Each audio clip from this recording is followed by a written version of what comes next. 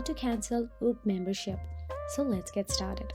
So we are using the very easy way to cancel the WOOP membership.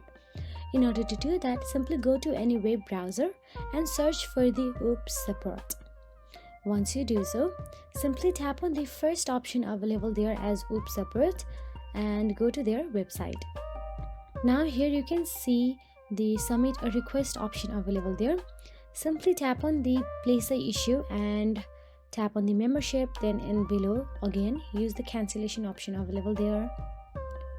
After you do so, inform them that you want to cancel your membership. If you want to, then you can also provide your account information such as your name, email and membership ID if available.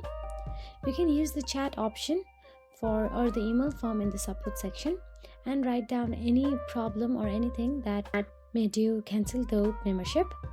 And after you do so, all you have to do is send this request, and by reaching out to WOOP support, you can ensure your membership is cancelled efficiently and any questions about returns or final charges are addressed.